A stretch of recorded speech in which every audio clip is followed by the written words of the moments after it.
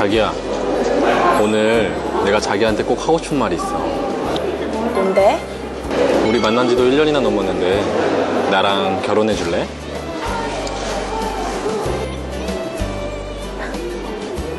자기야. 결혼을 생각한다면 이 반지를 껴줘. 저기 그게 꼭 오늘 껴야 해? 오늘 좀 그런데. 아직 결정을 못 내렸나 보구나. 아니 그게 아니라 그게 좀. 네 마음이 그렇다면 알겠다. 와 진짜 손톱이 이 모양인지 어떻게 손을 내미냐고요. 이놈 손톱 때문에 시집가기 다 불러버렸네.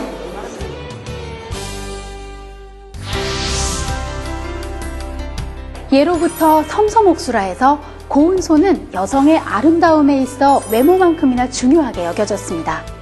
비단 여성뿐만 아니라 남성들에게도 건강하고 단정하게 관리된 손발톱은 깔끔한 인상을 주는데 큰 역할을 했었는데요. 하지만 건조한 환경과 다양한 원인으로 인해 손발톱이 부스러지거나 갈라지는 사람들이 점점 늘고 있다고 합니다. 오늘 건강플러스에서는 부스러지고 갈라지는 손발톱의 원인과 치료법에 대해 알아보겠습니다. 손발톱이 잘 부서지는 증상은 크게 가로로 갈라지는 조갑박열증과 세로로 갈라지는 조갑종열증으로 나뉩니다. 먼저 가로로 갈라지는 경우는 손발톱 끝쪽이 상하 여러 층으로 갈라지는 모양으로 나타납니다. 주로 주부 등 반복적으로 손발톱을 물속에 담그는 사람들에게 흔한 증상인데 원인은 자주 물에 닿고 건조하는 것을 반복하면서 손발톱의 수분이 부족해졌기 때문입니다. 손발톱이 세로로 갈라지는 경우는 손발톱 표면이 마치 송곳으로 긁은 것과 같은 모양으로 나타나는데 주로 끝부분에서 갈라집니다. 역시 손을 빈번하게 습하거나 건조한 상태로 만들면서 손발톱이 수분을 잃었기 때문에 나타나는데요.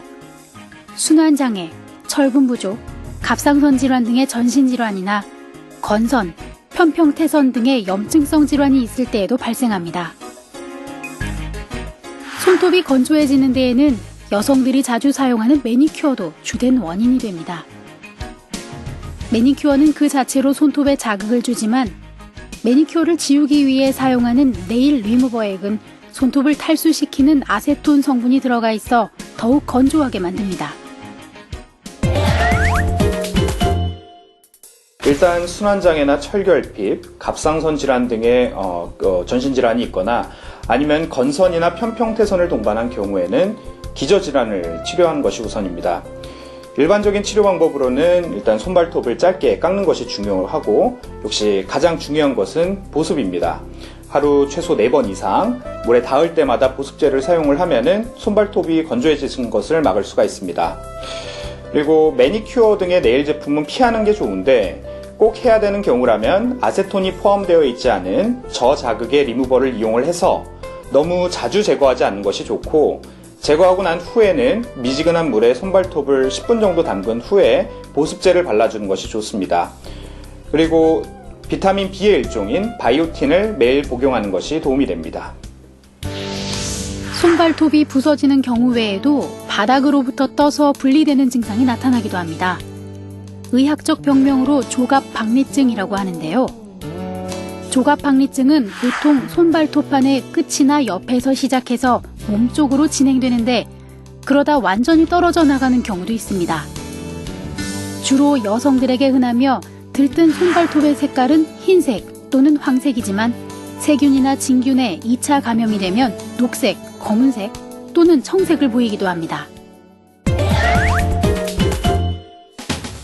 원인은 일단 모르는 경우가 가장 흔하고 2차적인 원인으로는 갑상선 질환이나 임신, 포르피린증 등의 전신 질환이 있을 경우나 아니면 건선이나 아토피 피부염 등의 피부 질환이 있을 경우에 동반할 수 있습니다. 그 외에도 외상이나 진균, 세균 감염, 화학 물질, 인공 손톱 등에서도 올 수가 있습니다. 일단 원인이 있을 경우에는 원인을 제거를 하고 역시 손발톱 끝에 그 자극이나 상처를 주는 행동 자체가 나쁘기 때문에 손발톱을 가능한 짧게 깎고 분리되어 있는 손발톱 밑에 항생 연고 혹은 항진균 연고를 바르는 게 도움이 됩니다. 네일 케어는 자제하고 손을 씻을 때는 미지근한 물과 저자극의 비누를 쓰고 항상 보습에 신경을 쓰는 게 좋습니다. 물일을 하실 때 비닐 장갑 아래 면 장갑을 끼는 게 도움이 되기도 합니다. 그 밖에도 구두에 의한 압박 등으로 발톱이 비정상적으로 커지거나 양의 뿔처럼 굽었을 때는 수술적인 방법으로 발톱을 뽑아내거나 약물로 발톱을 제거하여 치료할 수 있습니다.